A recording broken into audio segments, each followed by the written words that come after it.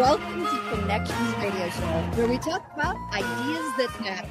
And we have a lot going on here. We are live at Pride, Twin City Pride.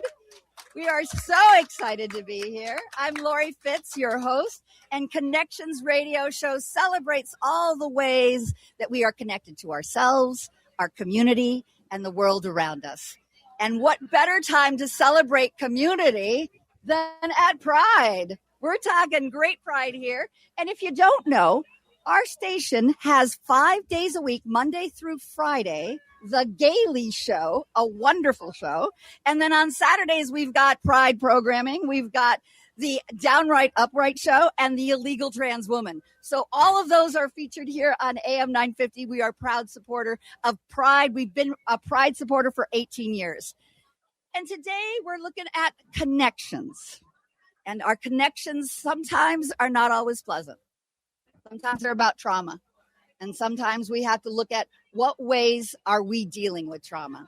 And today I have one of my longtime friends and guests and partner in crime and in good stuff. We have Tom Glazer. I want you to all welcome Tom to our show. He is a friend of Connections Radio Show. Tom is a therapist, a speaker, an author. Actually, he's a top author. Tell me about that, Tom. Best-selling author. Best-selling author. Twice. Two different books. Twice. And we want to welcome you here, Tom. Thank you. I was just thinking, Pride is about connections as well. It's so appropriate. And just standing here, watching the incredible diversity of our communities. Don't you love it? Walk by. It's so inspiring. The energy in the park. What I love about what you've been doing is pursuing full heart living. Yeah. And you've been pursuing that concept of full heart living for a long time. That's right. It's been your go-to, your vision. That's right. I'd love to have you tell me more about how that full heart living got started. Yeah, from my first book, which ended up being called Full Heart Living, Conversations with the Happiest People I Know. It didn't start out with that title, but I realized as I interviewed happier people and researched happiness, happier people live in a certain way. It's really about how they live. And it's from the heart. It all comes back to the heart. And it all comes back, Lori Beth, to connections. Yes, it does. Yes. So happier people are connected deeply to themselves, deeply to other people, and deeply to their passions. And you, of course, are the epitome of all these things right here. Well, I know that you learned some things along the way when you were writing that, where you discovered it really was about happiness. Did you have some aha moments when you were writing that book that you went? Well, yeah. I thought I would devote a chapter per subject. Uh-huh. But like I said, I realized really quickly when I was going through, what are these people saying? They're saying the same things. So it didn't make any sense. So the book ended up being organized by topic, like being connected to yourself, like meditation, being fully in the present moment, like making the most of your communities, your connections, having a tribe, having people who see you, who love you, and who you see and love back, and doing activities that get you in that flow state. And I remember us talking about the resilience even back then. Oh, yeah. That happy people that practice these concepts of getting connected and sharing your passion have a resilience. It's one of the chapters. Yes. And then that ended up being the topic of my second book. Part of the reason I brought it up. And the name of your new book is The House That Resilience Built. Yes. A psychologist's approach to healing childhood trauma.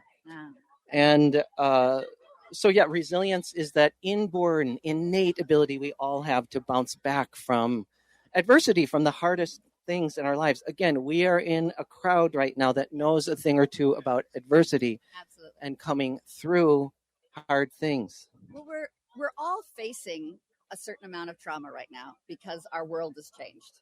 Our country's changed, and acceptance is not something that is celebrated. And how we move towards acceptance, I believe, can build others and can create a supported connection that allows people to be who they are and feel free to be who they are and not afraid to be who they are. Yes, yes. And the trauma that individuals have faced during this transition time, I'm calling it a transition, I'm not calling it this. I like that. Because I'm looking for this to be over. It's just a transition, It's just temporary. Well, and every great thing that happens has a flow back that you then have. Pendulum will swing. Yes. And so the pendulum has swung really ugly So far. in so the wrong ugly. way. If we can support having the pendulum now go back the right way, Yes. I think there's amazing things ahead. Yes. But we do need to work through our trauma. And many people don't even know they have trauma. That's the They're thing. walking wounded. That's the thing. Tell me about folks that may be walking around and not even know they're wounded. Well, we just get used to whatever our circumstances are. That this is a survival mechanism, Mm-hmm. right? We just adapt to them. That's not bad. Mm-hmm. The downside of it can be we just we don't mean to, but we accept this is the way things are. We develop beliefs about ourselves, about other people, and about the world that may not be accurate, Mm-hmm. but we act as though they are. Because it goes so deep when it's childhood trauma, we're not even aware of it. It's automatic. It's unconscious. Yeah. I remember studying psychology where, and I hate this example in some ways because it's terrible things that they used to do to dogs, Yeah. but they would take a dog and they would do it a little electric shock on one side so it would jump on to the other side. Then they do a little quick shot on that side and go back to the other side. Well, eventually the dog just kept lying down because it made no difference whatever it did. It was still going to get a little shot. Yeah. And that learned helplessness. Yes, exactly. I think is what we can walk around with when we have Yes. trauma, that we just Yes. learn that there's nothing we can do anyway. Yes. So Yes. this is just wildlife is, and this is the world that we live in. But there are ways to make a Absolutely. difference. There are ways to step out of it. Yeah, what I want to say is that it's through connections, Lori Beth. Well, thank you. It's through connections Yeah. that we wake up. And tell right? me about that waking up. Yeah. What happens in that? I mean, when do you get that notion that there's something different Yeah. and there's a possibility? Yeah. Well, I remember for myself being Mhm. in college. Mhm. So I grew up in a very mixed household in terms of lots of really good stuff, lots of really hard stuff. And not always getting supported for who you were. Oh God! Well, that's one of they were pretty darn good. Oh, about good. That amazing, Good. amazing. My mom was a rageaholic, Oh. though, and exploded Oh. unexpectedly. One day, the same infraction wouldn't get a response. Uh-huh. Other days, she would explode and yell and call us names. My siblings and I. Was there something going on with her Oh, on gosh, those rage yes. days? This is the thing. This is the thing. Oh, there's so much for us to talk about. Okay. Okay, good. Right? Because we're already digressing, but let's go for it. Yeah. So, my mom's was a trauma survivor herself. Oh, so Of that's course. one of the course. outlets that can happen Yeah, when you're especially when you're stuffing that rage yeah, and you're exactly. stuffing that pain. Yes, and And this when is it comes out sideways. I'm old, right? Yeah. This is a long time ago, Yeah, right? but it's still there. Well, yes, but I'm saying is there weren't she didn't have the resources Right. that I was blessed Yeah. to have. Yeah. She might have had some Valium eventually, Yes. and I know she did Yeah. take Valium. Thank God she did, because Yeah. oh my God. Yeah. So yes, her trauma informed unconsciously how she parented, and then we paid the price. Did she grow up with rage around her? And was that what she saw then as how you reacted to life? That I do not know. I'm Okay. sure. Yes, I can't say for absolutely sure, but I suspect so. Yeah. Uh, But you knew she had difficulties and you knew she had. When did it become more apparent to you that you knew she had gone through trauma that allowed you then to look at it maybe differently? So it took a while, not until Yeah. probably my late 20s that I really figured that out. Yeah. 'Cause I didn't even know that I was a trauma survivor Yeah. until about then. And was the rage part of your trauma? That Oh, your mother, yes. yeah, Oh, yeah. that So was the heart. two things. Okay. There's two things. And again, it's relevant. The second part is relevant Oh, to good. why Yeah. we're here. Yeah. So starting in the 7th grade, I was just, even to use the word bullying is putting it incredibly mildly. It's like, You like the bright and shiny. no, what I mean is, yeah, I do, but no, I was horribly verbally abused. I was never physically attacked, but I was threatened with physical Oh, attacks. I was called horrible names publicly, fag, oh, throughout. very hurtful. Yeah. And it was meant to shame you. Exactly. And in the household, and keep you the other instead of Exactly. being connected. Exactly. And growing up in the house that I did, where my mom was a rageaholic, Yeah. nobody stood up to her. Nobody said you can't do that. I learned to do nothing. I didn't know until much later that I could have gone to a vice principal, for instance. Yeah, and said this is happening. Yeah. But I had no idea. I was just completely ashamed. I did nothing. I tried to ignore it and pretend it wouldn't happen. So, did your mother ever come to grips with all of that with you? Sort of. It's really good. I think that helps letting go. Absolutely, it does. Yes. Once I realized how her rage impacted my own mood, my own relationships, how disconnected I became from myself and other people, and became more connected with myself and other people. As part of my own healing, I wrote her a letter. Okay. In which I outlined examples of what she did. I told her how it affected me then, and really to this day, because to some degree we don't totally get over these things, right? Yeah. And she did apologize. And well, that must have taken a lot from someone who could be flipped into rage pretty quick. Oh yes, that she could have gone either way. Tremendous. Yeah. Tremendous. So was that part of your inspiration to be looking at writing, being able to deal with your own challenges and overcoming them, and you wanted to share that with others then? Exactly. Yes, because meanwhile I've become a psychologist and I'm helping all these people. And what's so fascinating about this is slowly over time I'm realizing, almost all of my clients are trauma survivors. That must have been kind of an aha moment, that you start talking with individuals and helping them sort, and it seems disproportionate that there's trauma there. Do you think that all therapists are dealing with folks that have trauma? So that really is the heart of most people's mental health challenge. Most. I think most. Yes, definitely. Like addictions, a lot of depression, a lot of anxiety. At the core of it is unresolved, or I like to call it untended trauma. Yes. Well, in our next segment, I want to go a little deeper with the LGBTQ community and the challenges that is faced in these communities. You've experienced it. You've come through. You were compelled to do this, and it's consumed a lot of your attention and your time and your heart and your full heart living. I know that we're going to have to go to break in just a minute or so. But before you go, before we go into break, can you share the name of the book again and how you can get it? My new book is The House That Resilience Built, a psychologist's approach to healing childhood trauma. It's available at Itasca, which, by the way, is a local small business, and on Amazon. Also, actually, at Yoga Center Retreat. And then I also want you to share that you not only are a therapist, but you're a speaker. You also do workshops. How do people find out about those? Tom Glazer LP, like licensedpsychologist.com. Wonderful. Do you have any things coming up that you want to have folks know about as well?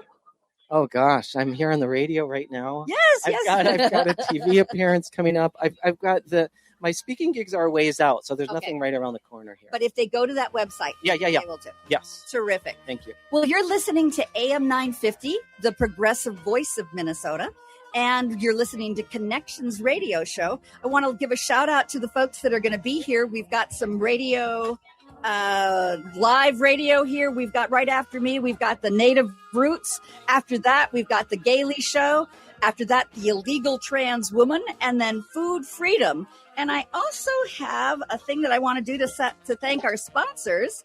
Planned Parenthood believes everyone deserves health care that respects their identity, offering everything from gender-affirming care to telehealth across 10 Minnesota locations.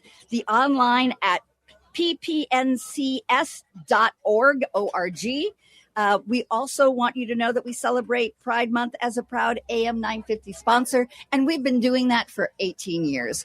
We are the longest media sponsor for AM 950 at our Pride. We want to say a big thank you to all who are here. This is live radio, and we're going to be right back after a few short announcements, and we'll be talking more to my friend Tom Glazer, who's a therapist, and he wrote The House That Resilience Built.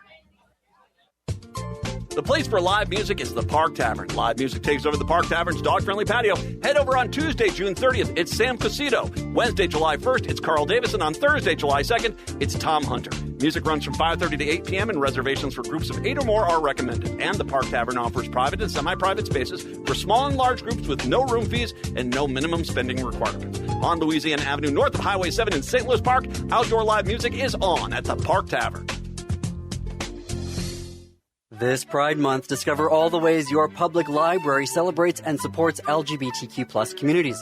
Visit MELSA at Booth 212 during the Twin Cities Pride Festival, June 27th and 28th in Loring Park. Share your favorite LGBTQ+ reads, browse recommendations from fellow attendees, pick up free buttons and bookmarks, and connect with local librarians. Explore the Metro Pride book list featuring books for all ages and identities. Find your next great read and learn more at melsa.org/pride-booklist.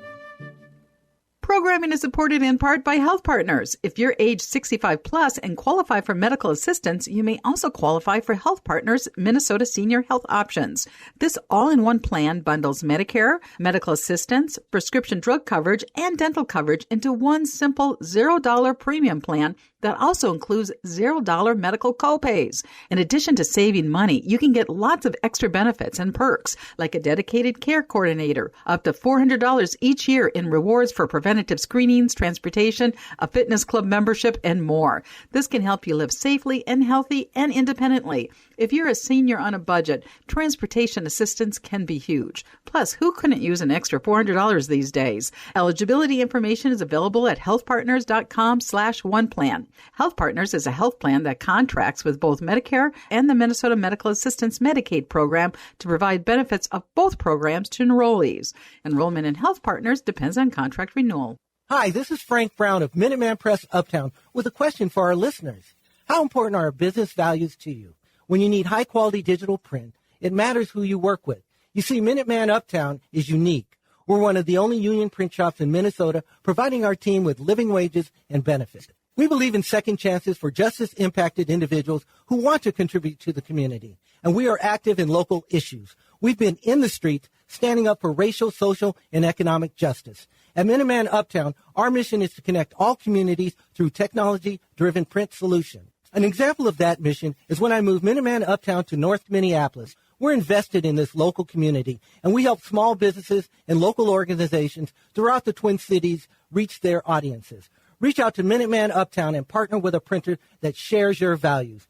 Call us today at 612-870-0777 or visit us at mpuptown.com. That's mpuptown.com. Welcome back to Connections Radio Show, where we talk about ideas that matter. I'm Lori Fitz, live at Pride, Twin Cities Pride. Let's hear a big round of applause for Twin Cities Pride. Woo, woo, woo! Yes, we are having a wonderful time. I hope that you'll come down to Twin Cities Pride. We are in booth 104, 105. We're near the food booths, so come on down, get a snack, and come see us. And we're celebrating connections. Today, I have a wonderful guest who has been on my show several times and even shared the show with me for a while, Tom Glazer. Tom Glazer is an Amazon best-selling author 2 times. Mm-hmm. He also does consulting, and he has other books. It's TomGlazerLP.com, and he's on YouTube with Full Heart Living. I want to also do a big thank you to Planned Parenthood, Violet Wine and Spirits, Amy Ruzick, No Place Like Home at Remax Results, and MELSA, our proud sponsors. Tom, so wonderful to have you here. Okay, so it's so fun to be with you again. This is like back at home. Yes. Because we did a lot of radio together back in the day. But to do it here. You know, we talked about that about 15 years ago. Yep. Wouldn't it be fun to do it at Pride? Yes. It was taking a little while. Finally, we're here. But 15 years later. The spirit in the park, there's just nothing like it. I love Pride. I love having folks be able to see us, have us wave and wave back, be able to see all the different communities represented. It really lifts your spirit. Nothing like it. The diversity, the beautiful, incredible diversity of our communities. And the resilience, which we're going to talk about, I hope.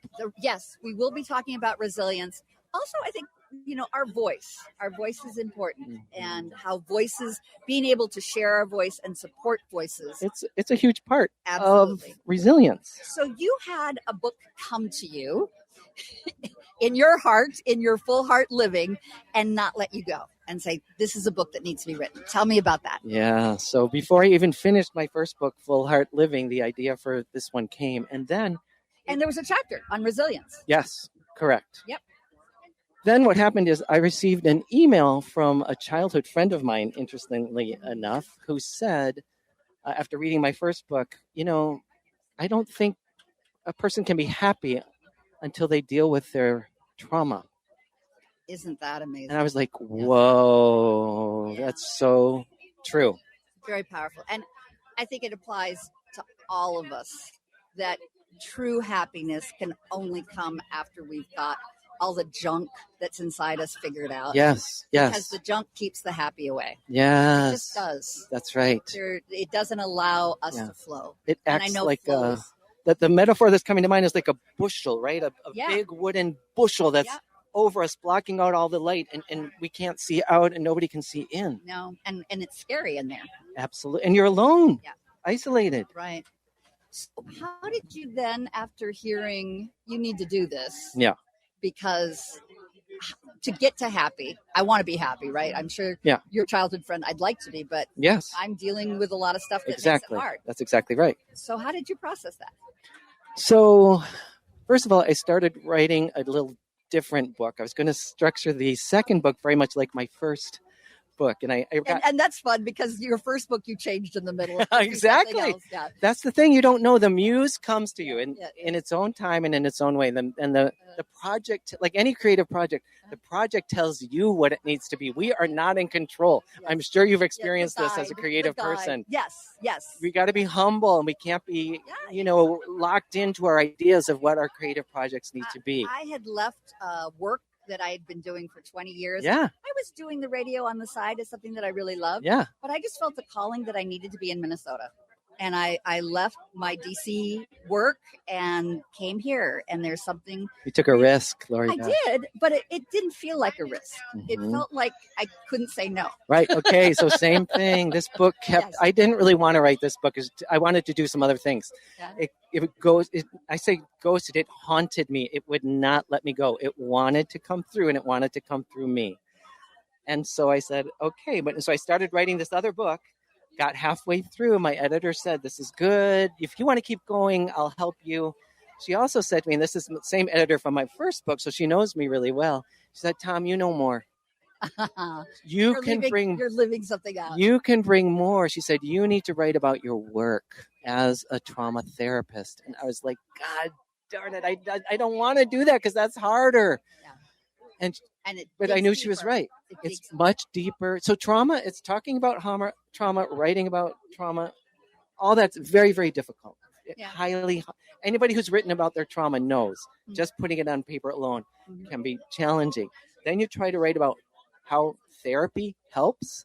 It's just another whole thing. It's very difficult to describe how does therapy help. It's a very individual thing. So I really, really went deep. For this book, and the core chapters are composite case studies of how clients reclaim their innate resilience through therapy, like key moments. What happens in the therapy room when they have light bulbs? The aha moments. Yeah. Well, knowing you as I do, I have to also believe it's the way you are with the patients too. Exactly. It's the being. Yes. You just be with them. Exactly. And when you be with them, they develop trust and comfort in being able to say the hard part out loud. So the first piece is presencing. We make it into a verb. Yep. And it's very much about attunement, Lori Beth. Yeah. It's just about, as you're saying, showing up with my full heart, my full being in the room, present with them. And I think that's what makes you different. I really do. You're not just listening and writing down notes. No. You're there. No. I am listening incredibly deeply. But I was going to say you're radically present. Radically. That's a great way to put it. Oh, why didn't I have that phrase before? I could have put it in the book. There you go. But thank you. You are radically present. Thank you are moment to moment, and you are in tune. And and Thank people you. then feel the comfort. And Exactly. when Yes. we're dealing, and we talked earlier about how it feels. It's dark. It's scary. Yes. And that. It's like a little light comes through. Yes. And- Exactly. And then that light connects. Yes. And that's connection, Yes. which is another big piece. And safety is a huge, big piece. So yes, you're totally uncovering Yeah.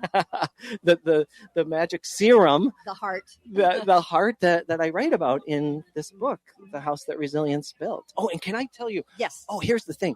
How the I love when you get excited. Yeah. yeah. How the title came. Please do. So this is from an actual dream I had. This is actually my childhood home. I'm showing you. Yeah. A listener may No, not be you able can to put see. it to the video. We've got video, and it's on YouTube and all those Yeah. things, and Facebook. Yeah. Facebook. So I had writer's block, and I invited a friend over to help me with my writer's block. I figured if I talked to Sure. a good friend, I would get through my writer's block. The night before she came over, I had this wild dream of my childhood home that was like bombed out. There were holes in it, broken windows. The siding was falling off. The bricks were broken up. It's like war trauma. It's like war trauma, exactly. And there's this huge group of volunteers. These are my friends and helpers. They have ladders. They have hammers. They're there for you. They're coming back to rebuild my childhood home. Not only to rebuild it, Lori Beth, they're adding on a third level. So what does the third level represent? That's like the spiritual, the top, that's giving back. Yeah. It's all here It's in also my the dream. higher learning. Higher learning. The ability to be able to be thoughtful as well as connected Yes. to your emotions. Yes. That's lovely. So that's how the It's title. also a and the really book cover pretty come view. up. It's what?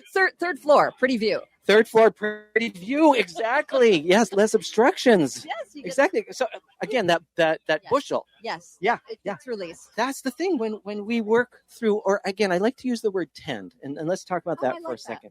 How do you tend your trauma? Because I think of it as like a garden. Okay. Perfect. Gardens, even the most low maintenance garden, needs some tending. Yes. Our trauma is kind of like that. Yeah. Right? It doesn't, like we were saying before, it doesn't ever totally go away. It needs continual tending here and there. Maybe, later down the road, it's less weeding, less water. But at the beginning, when we're first tending our garden, it needs a lot of water. It needs a lot of attention. What I love is I just bought a new hose for my garden that I love. Oh. I really love. And You're geeking out about your hose, but I get it. I get it. But because it to me is a metaphor for how you can geek out about taking care of yourself. Yeah, exactly. And what can you have? Like that, when I have this, I can have a light spray or I can have a really heavy spray. Yeah. With that, depending on the needs. Exactly. And it clicks to where I want the plant to be nurtured. Yeah. So what do I need to click in to for being able to be nurtured? Yes. And how can I water my own needs? Yeah. And I find that when I'm watering my plants, I do take care of myself more. Oh my gosh, that is so true. When I'm paying attention to if that plant looks a little Mhm. sickly and I'm making sure that I pull out the leaves or I make sure it has a little bit more water or maybe not it's had too much. Am I doing that for myself? Am I drinking enough water? Yes. And I tune into me.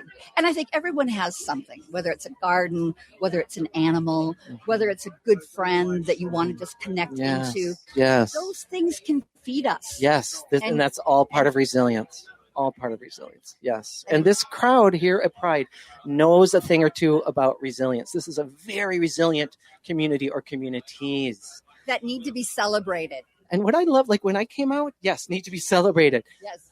I was so struck by the laughter, the joy of people who had come out before me.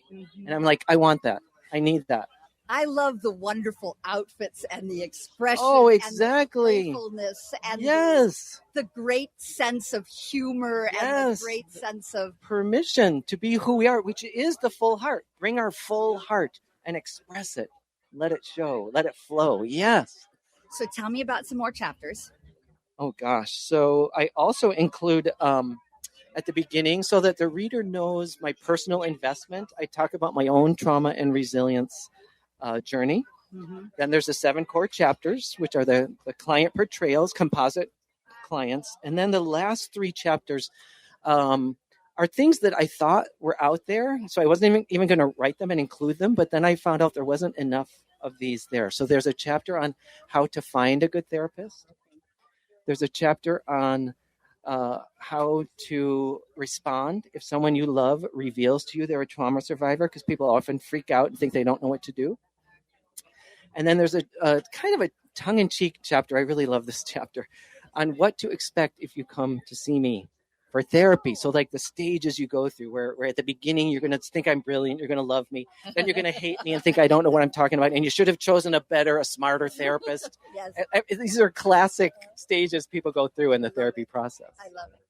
What do you think has people hesitate about seeing therapy? Is it because they don't want to appear like they're all together? Or is there a notion that you're broken if you have to go to therapy? So, you don't want that stigma. I mean, how do you get through to folks that this is part of wellness, that it's part of, whether it's early detection, prevention, or support? I mean. Oh, I think by far, Lori Beth, it's fear. Yeah. People come to believe they can't face their trauma. It's too hard. I'm going to start crying and I'll never stop. Oh, I've heard that. Yes, literally. I have too. Yeah. Yes. And how does this help? I'm crying. How does this help? It actually does if you can stay with it. Yeah. But if you stop it, if you clench it, because I don't want to feel it, I don't want to feel it, I don't want to feel it. So it's a matter of helping people determine how can you, not asking, can I handle it or can I not handle it? How can I handle it?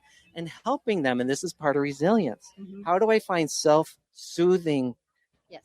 Like watering a garden. Like watering a garden. Where do I need the water? At what level do I need the water? Helping people determine specifically for them, for their situation. What are you most afraid of? What will you need? What is comforting? So that's part of initially what I do with a lot of clients when that's where they are. And just explore with them what makes them have joy. Yeah. Oh, yes. Lean into that. Absolutely. Yes. Have some counterbalance for that.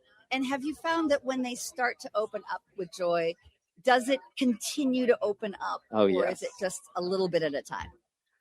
Or is it just depend on the person? Well, I guess it depends on the person, but I feel like in general, once you lean into the momentum, then it's pretty self-rewarding and they just lean into it more and more. Yeah, which is so exciting. This is where the work is fun. This is another thing that's fascinating. People ask me, how could you do this work?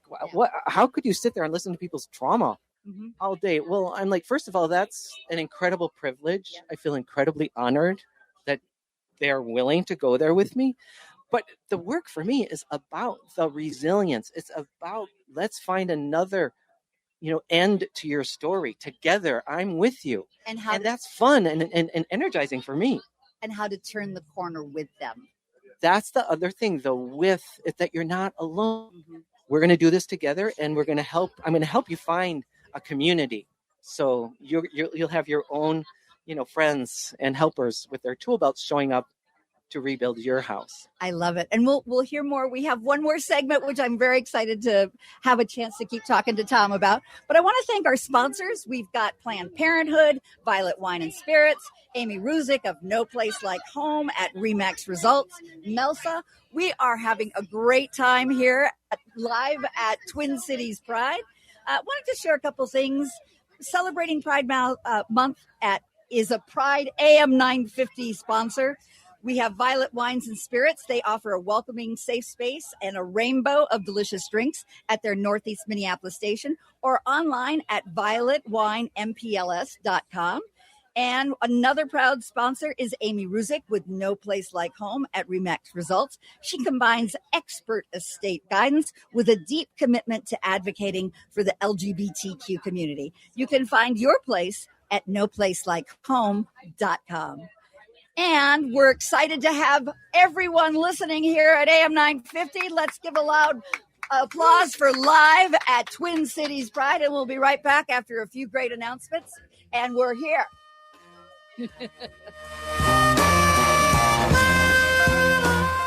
Hi, I'm Mary T. Caring for others runs deep in my family. My grandmother, Rosa, was a nurse who cared for people in their homes more than a century ago. Inspired by her compassion, my mother, Margaret, and I founded the Mary T. family of companies nearly 50 years ago. Today, we continue that legacy across Minnesota, Wisconsin, Maryland, and Arizona, providing senior living, assisted living with memory care, home health, hospice care, rental housing, and support for people with disabilities. Each service is personal, creative, and focuses focuses on the unique needs of those we serve. We also believe in joy and community, which is why we opened Crooner Supper Club in Fridley, a place to celebrate life with music, laughter, and connection. At Mary T, we're proud to be a Minnesota family company rooted in compassion, inclusion, and respect, and proud supporters of AM 950 and the values that this station represents.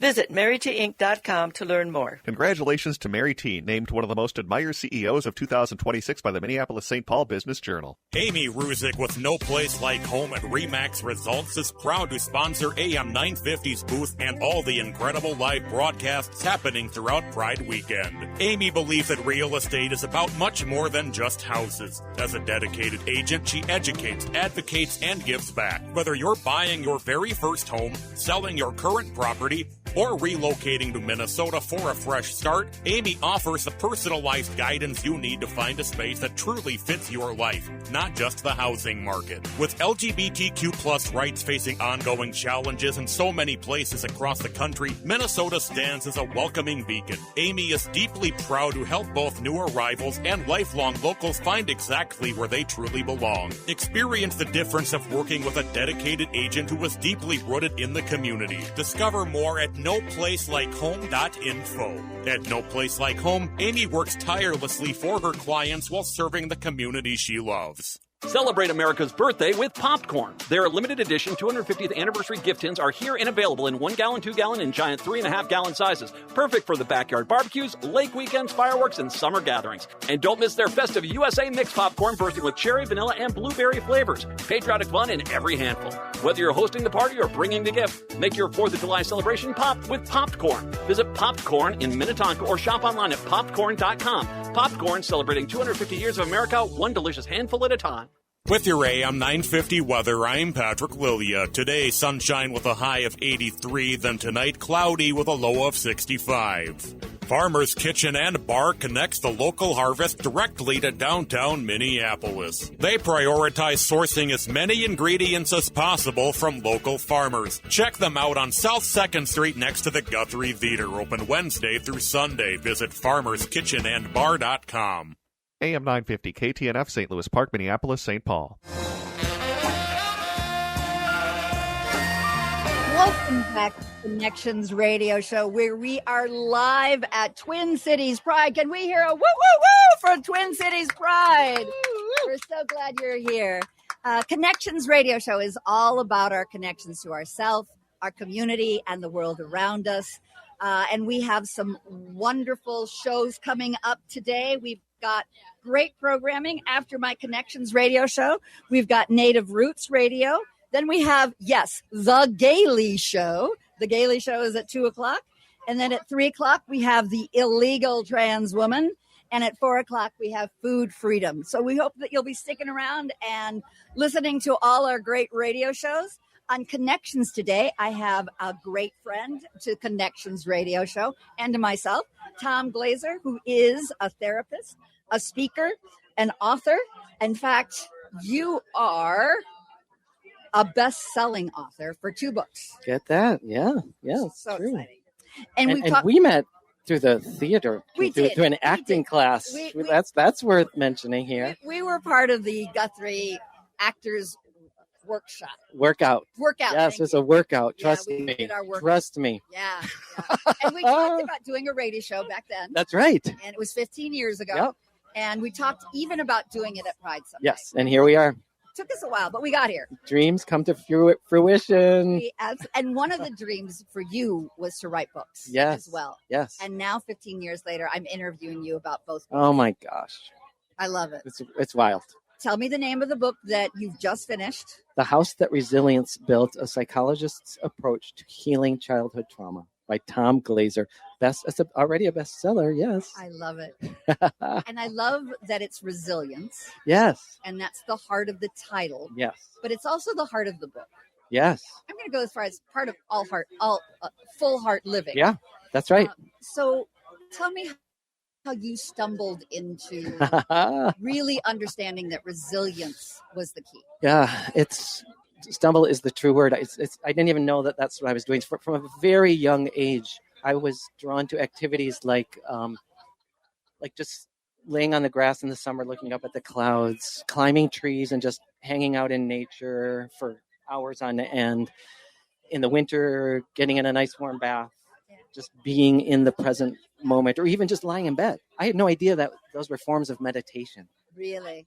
And now you do meditation, right? Now I've turned it into a formal practice, but it took me a long time to realize that's what I'm doing. That's a big piece of resilience, is coming into the present moment, and activities like that support being in the present moment. The day after high school graduation, I started running.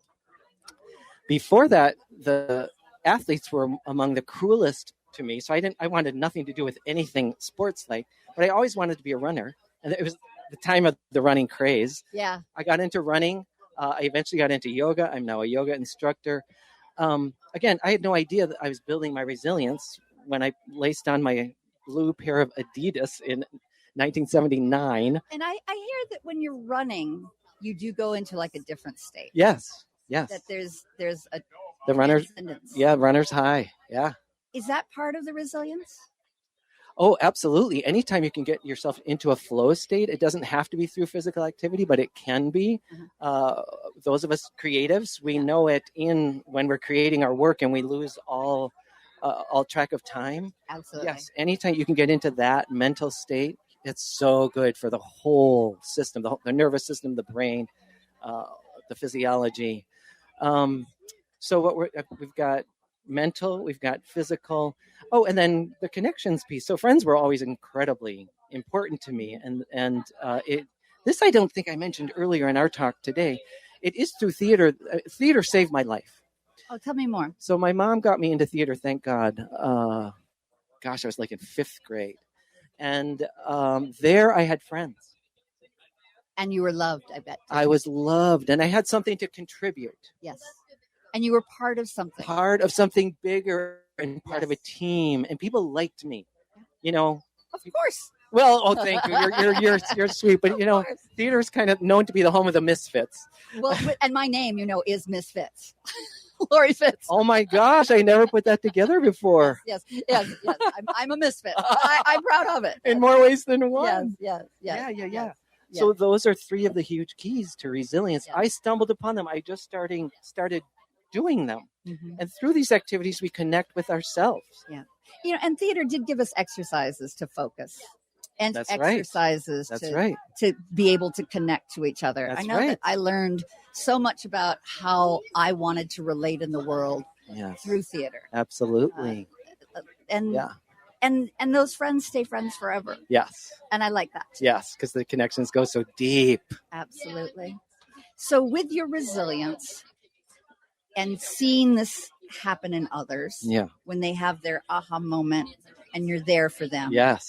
Do you find that they then are more celebratory in sharing these concepts with others? Absolutely. They become part of something bigger. Yes. Tell me about that. Totally. Yes. Tell me about like anything. When we discover something that brings us joy, we want to share it with other people because we know it works. We know there's magic. I want to share this magic. I want to share it.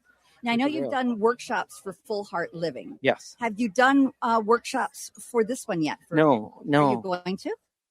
We'll see.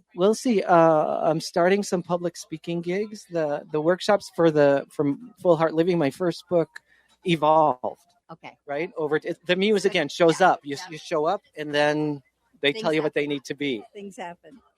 So with your future and looking at maybe doing more books in the future, do you have another one that's coming to you yet? I can't say much. I'm sworn to secrecy. Oh, but I'll give a little bit of a preview.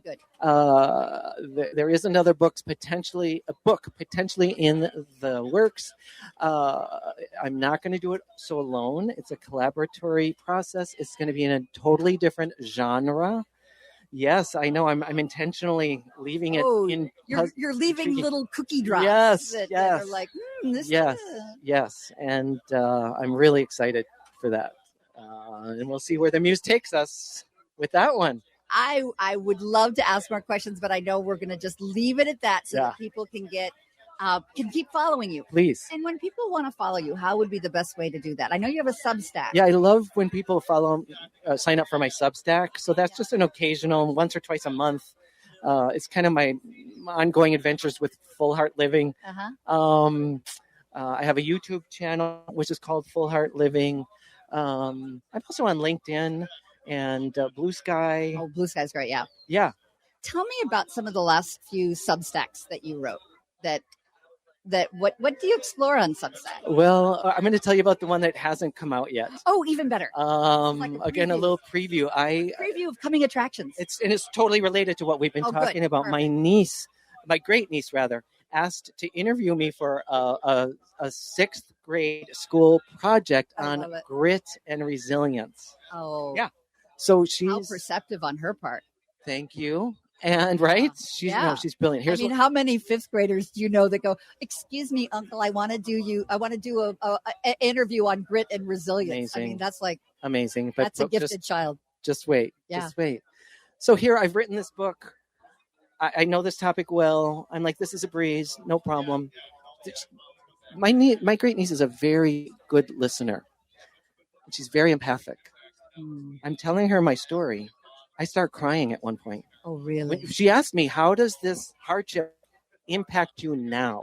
And I got choked up. Wow. She's this 12-year-old. Here's the thing. You got like Mr. Rogers says, look for the helpers. And she's a helper. She's 12 years old. She's a medicine woman. I'm telling you. Isn't that special? She was attuned with me at 12 years old. Did you share with her when she was growing up your ideas about Full Heart Living? Was she part of that? No. She just sort of attuned on her own. Yeah. Yeah. Isn't that wonderful to see in the next generation? It's really cool. To see those bright There's eyes. There's hope. There is hope. We are going to get through this. Back to the beginning. The pendulum's going to swing. Yep. We're going to get through this time. This is a transition. I'm going to remember. Yes. You told me that term today. We are in a transition. This administration is not something that, we're going to, have to suffer through. It's not going to be around forever. It's not going to be around forever. Authoritarian regimes always fall. It's going to fall. It's a matter of time. We can do this. When you look for the helpers, I also look for the bright spots and the hope. When I see something that's a bright spot that I might have ignored, like in the last administration. This is the thing. This is where it relates to this project. Is looking for the bright spot. Yes, that's the thing. That we don't ignore our trauma. We don't ignore what's happening now. Right. But we also remember the love. I was just talking about this with someone yesterday. We also keep loving each other. We look for the love. We love the good parts of our culture. This is going to help us heal and get through. There are many good things about our culture and our country. Keep loving them. 4th of July is just around the corner here.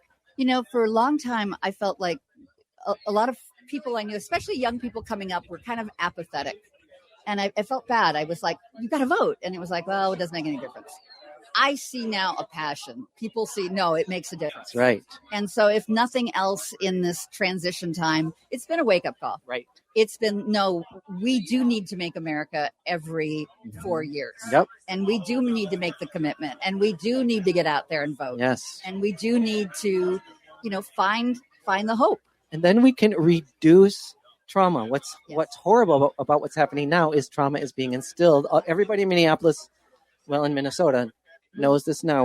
We lived through Metro Surge, was collective a nightmare. And individual trauma, a nightmare all over the place. But we loved our neighbor. And look what Minnesota did. The world noticed. The world absolutely because we were resilient in sub-zero weather. Yes. And said no. Yes. These are our neighbors and we love them and we can't hurt them. We're not going Minnesota is resilient. Minnesota knows this. Keep doing it. Keep showing up, Minnesota. Keep showing up, America. Absolutely. And I think that we'll see young people like your 12-year-old niece. Yes. And others that are going to take ownership. Mm-hmm. This is our country. We don't want things taken away from us. Right. We want rights for everyone. Yes. And we believe in kindness. Yes. Being good to your neighbor. And we know equality rights. That social media can be a blessing, but also it can play on our anger. Correct. And how do we start training all of us to know when it's hit that button, when it's hit that anger button? Mm-hmm. How do we step back? Mm-hmm. I mean, sometimes it means, I think, stepping away from social media. That's right. Not getting sucked in, because I got a lot of triggers. It comes right out. That's right. And the anger isn't helpful in the long run at the high decibels. Doesn't mean that we should accept. No. Doesn't mean that we shouldn't stand up and go, this is wrong. Exactly. But there's so much playing of anger against each other. Yes. And yes. especially In a not so productive way. No. Right. No. So right. Use it to motivate us to make the world a better place. That's what we want to do with our anger. That's why we have it. And AM 950, the progressive voice of Minnesota, that's what we do. We take our voice and we share it. We encourage others to share their voice. We encourage everyone here at Twin Cities Pride to be happy to be here and excited that we can share it together. This is live at Twin Cities Pride. We're the Connections radio show. I also want to share a few more shows that you should be able to listen in. We are the only radio station in the country that has LGBTQ programming Monday through Friday with The Gailey Show. On Saturday, we have The Illegal Trans Woman. We have the Downright Upright Show. And every day we also have Stephanie Miller. She's wonderful. She's a comedian and she brings a life to our hosted programming. If you're interested in learning more about AM 950 and you're here at Pride, we do have a table and we're giving out scarves. And if you sign up with our emails, we'll give you what's happening with events. We'll share with you all the exciting things happening on our radio station and what's happening with some of our great sponsors. Oh, and we've got a great dog. We've got Tom here with his dog, with his scarf. We've Wearing got one of the scarves. Yes, we've got a great scarf. If you sign up for an email, you will get our Twin Cities scarf. You'll also have a chance to win 2 tickets to Wicked. So come and sign up for that. I also want to do some shout outs to our sponsors. Our sponsors include Planned Parenthood, Violet Wine and Spirits, Amy Ruzick of No Place Like Home and Remax Results, and Melsa. I want to share a little bit about Planned Parenthood. Planned Parenthood believes everyone deserves health care and respects their identity, offering everything from gender-affirming care to telehealth across 10 Minnesota locations. And you can get there online to ppncs.org.